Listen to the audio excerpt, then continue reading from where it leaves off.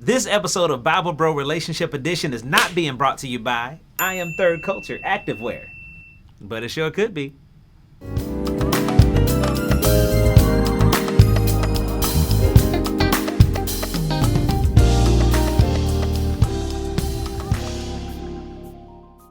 Hey everybody, welcome back to another episode of Bible Bro Relationship Edition. Again, I'm Khristian Dentley, and this is my beautiful wife, Adrian Dentley. And so this is week 3 of the Love Talk. The first week. Oh, thank you guys for being with us, hanging with us, coming back every week. Thank you for your comments. Thank you for your questions, your emails, and all this other kind of stuff. Remember, like, share, subscribe, and click that notification bell. Thank you for our new followers, new subscribers. We appreciate you, and we just want to let you know that everything that we're talking about is coming and is rooted and grounded in the Word of God, as well as our experiences together. So we're going to be open, we're going to be transparent, and it's going to be wonderful. Yep. Like Pastor Mike Todd says, hot, honest, open, and transparent. Shout out to him as well. Okay, so the first week we talked about love is patient. Yes. We're not going to go back into that because you guys have heard about that. And yeah. Last week we talked about love is kind. Listen, again, if you can be kind to anybody, you should be able to be kind to the one that you love, the one that you said you love, the one that you said set your affection on, the one that you married, the one that you booed up with. Be kind to them. Always remember, the reason why you are there is to exemplify God's love to them in a very real way. Don't be kinder to the people outside of your relationship than you are to the person that's inside the relationship with you, because that's not a good look at all. So this week we're talking about love does not envy. Love does not envy. And I heard about this version. Shout out to Stephanie, our friend Stephanie Hall, who put me on to the Passion Bible. You got the whole name. Yeah, I said a whole name. God. That's right. She put us on to it because she read the Bible, amen. Yes, she does. She read the Bible. Come on, you read the Bible, reader. She put me on to the Passion Bible, and I love what this says. 1 Corinthians chapter 13, starting in verse number 4, it says, love is large and incredibly patient. Love is gentle and consistently kind to all. It refuses to be jealous when blessings come to someone else. Love does not envy. That's what we're talking about. Love does not envy. So it says in the Passion Bible, so love refuses to be jealous when blessings come to someone else, okay? And then there's another version that I absolutely love, and that is the Message Bible. It says, love never gives up. Love cares more for others than for itself. And here's what the kicker is. Love doesn't want what it doesn't have. Oh, Exactly. Oh my God. Babe, talk on that. Talk on that right there. Go ahead. Love doesn't want what it doesn't have. Go ahead. All I have to say is the grass isn't always greener on the other side.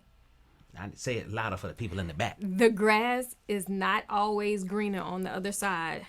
A lot of times people can be in relationships and they get tired of that one person. So they see this other person, whether it be at the grocery store or at work or at the gas station, and they start to entertain whatever is going on with the other person, and they feel that they have a chance to be with someone else when you already have somebody at home.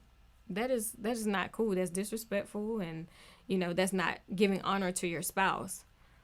So, and a lot of times when that happens, they go over to the other side and they realize, I had it good at home. Yeah. So the grass is not greener on the other side. Yeah. I love the fact that the Message Bible brought out the fact that love doesn't want what it doesn't have, because sometimes, you were so infatuated. Nobody could tell you anything about the one that you wanted or whatever. And I mean, everything about them was perfect. Right. Everything. She's perfect in every way. Right. Such and such and such and blah, blah, blah. And then gravity happened. Right. And I was going to say, telling everybody about him. You got to meet him. I can't wait till you see him. You get to meet him. And sometimes your friends was kind of like, nah, they ain't tell you this, but they was like, okay, if you say so. She's so funny, man. She's just funny, man. Dog, she hilarious, dog. She keep me laughing in stitches. And they like, oh, okay. Oh, all right. And it's the endorphins that had you all hooked up and stuff like that. And now you with that person and you see somebody else that might have a slimmer shape than she has, or somebody that might carry himself better or dress better than the one you with. And you start looking at these other people, looking again and judging them against the one that you chose. You're looking at these other people and holding them up against holding the one that you chose up against those people, and the one that you chose isn't measuring up to what you're seeing on Instagram, measuring up to what you're seeing at your job, or your workplace, or at your church, or at your social gathering, or at the gym, and all this other kind of stuff. Listen, love does not want what it does not have. We have to learn to be satisfied and content with the one that we chose. Listen, gravity happens to us all. Absolutely. That is the for real.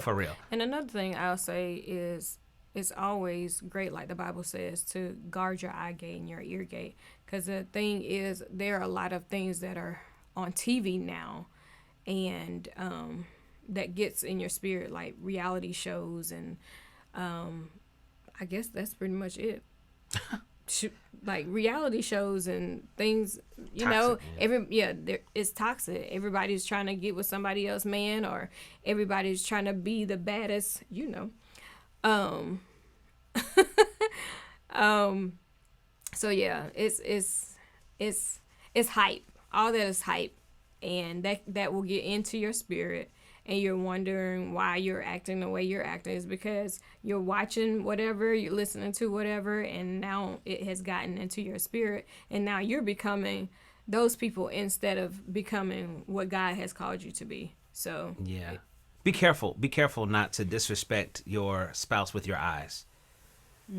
Be careful not to disrespect your spouse or your significant other, your boyfriend, your girlfriend with your eyes. Meaning, you're at a restaurant or whatever, and your spouse is sitting looking at you and you're looking at them, but right behind them is somebody that's walking, or a waitress that has a nice shape, or she got these jeans on or these pants on that's highlighting certain parts of her body or whatever, and you just keep looking over there at her and disrespect. And God help you if you get busted. And your wife be like, listen, if you see her do this right here, begin the move. Knock something over on the table, choke, something. Like, oh my God, something. But dude, listen, I feel like if your spouse could see what you're looking at, would they feel honored? Would they feel loved? Would they feel cherished? Listen, I don't know if anybody's experienced being in a relationship where somebody made you feel like what you had was not good enough. But then how unfair is that, babe? You chose me. Right. What was it about me that attracted you to me? And now I'm just nothing? I mean, come on. I mean, I know that in marriage they say you have to keep dating. I know that in marriage they say you have to keep dating each other. And I do believe that.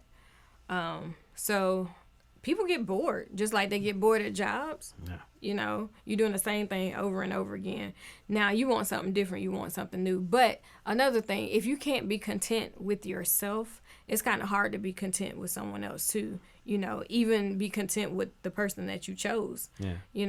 So I just feel like when you choose somebody, make sure that's the one that you want to be with for the rest of your life. Know as much as you can about them prior to getting married. But people change also. That's true. People do change. And I think that what you just said is really important for the single people. Yeah. Because a lot of times we don't spend time digging deep enough to find out if this compatibility is really real. To see if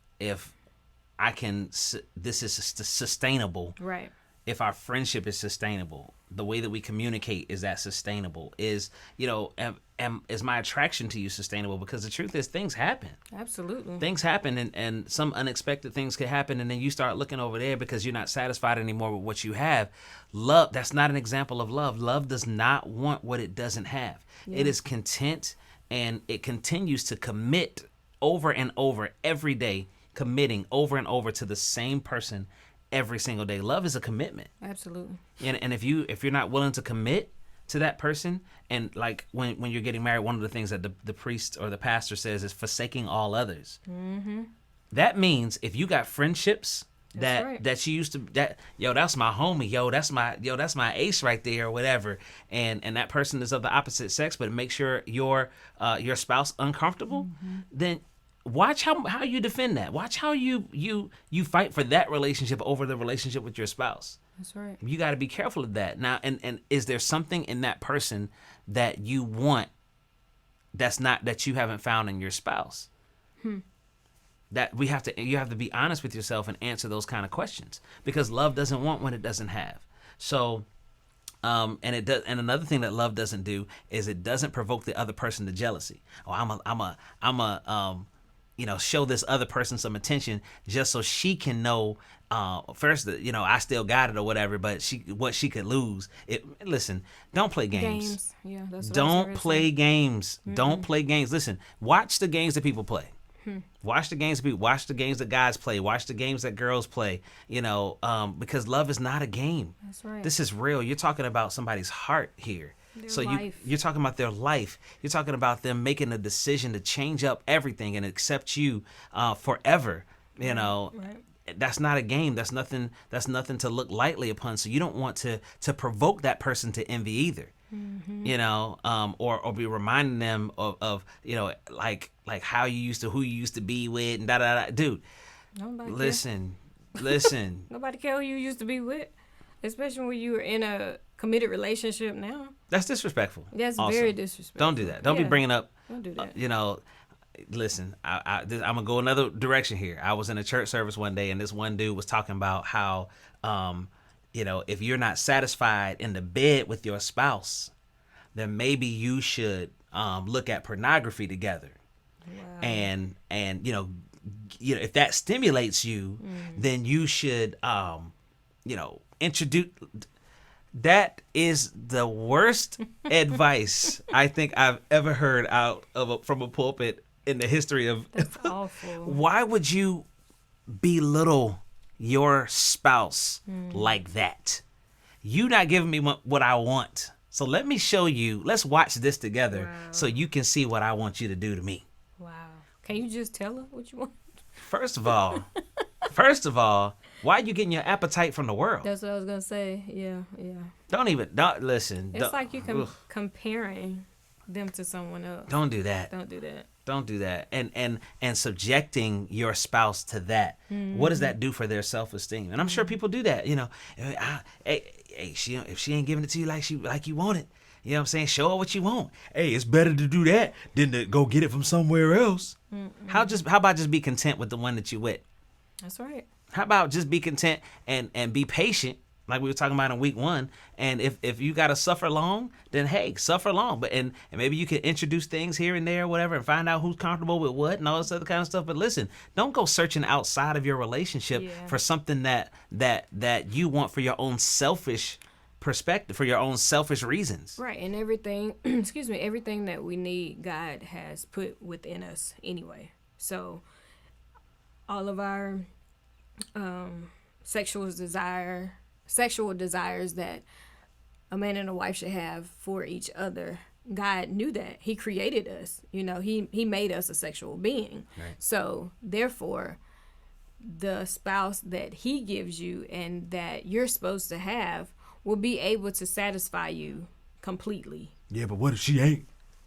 Well, where'd you get your appetites from? That's the thing.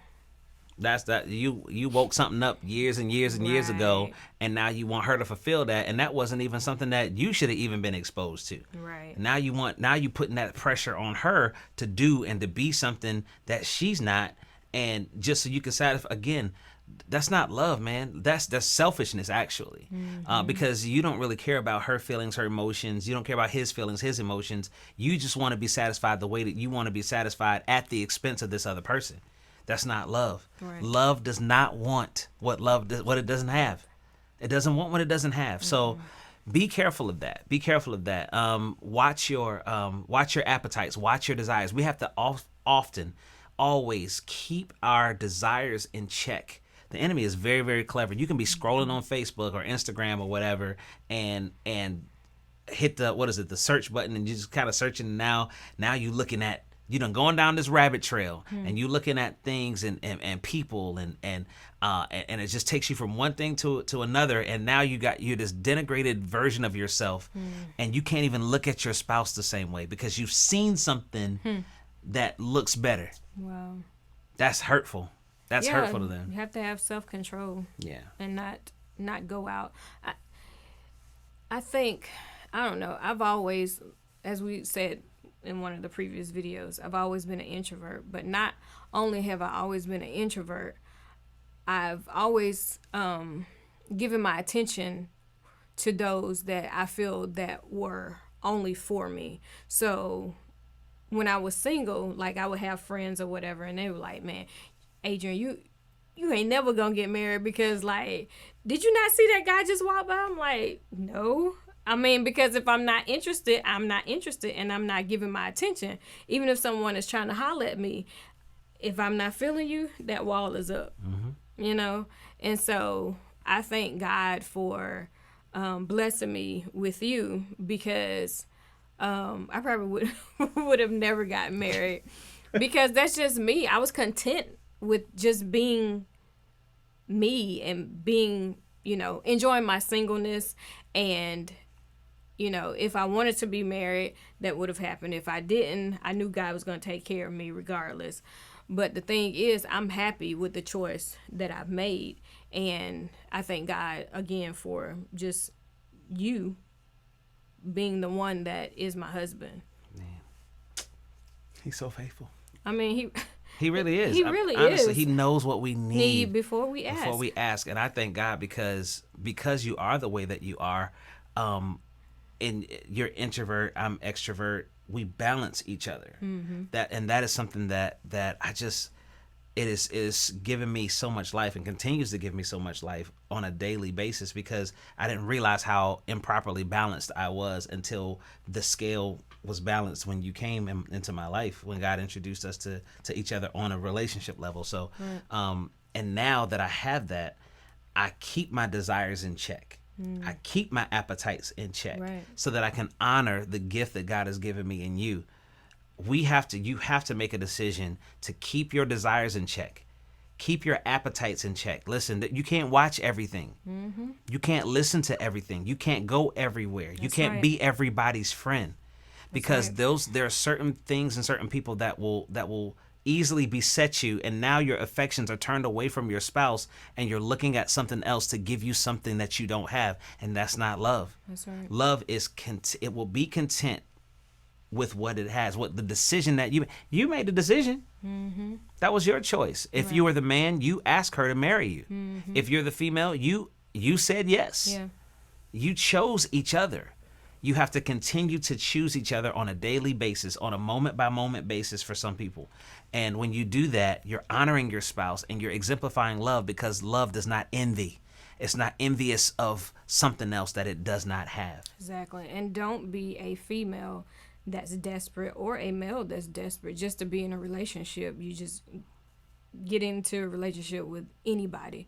Just make sure that you guys are pretty much on the same page, and y'all somewhat like the same things that each other likes, and just don't get into something just because you feel like you have to have someone. No, because sometimes you don't even know what you want until later on, when you say you don't know what you want, meaning if you just jump into something just because you're desperate to get into a relationship, you didn't even know that you don't even like these things. You like these things over here. If you would have waited long enough, then God would have given you the desires of your heart like that, but you were so in a rush to get into a relationship. Now you're in a relationship with somebody, and you can't help but to envy something else over here, because you were never meant to be satisfied with that person to begin with. Yep. And if you're married, tough cookie, because it's too late. Yep. You got to stick it out and just ask God to give you the desire for that person. Too late, Jake. All right, so that's it for this week. Thank you for joining us for our third week, the Love Talk Bible Bro Relationship Edition. If you have any questions, you can email them to askbiblebro at yahoo.com. That's askbiblebro at yahoo.com. Comment below. Comment below. Like, share, subscribe, and click the notification bell. I know you hear that from everybody that's got one of these YouTube videos, but we really appreciate all of our new subscribers, and we'll see you again next week. We love you guys. Have an awesome week. God bless.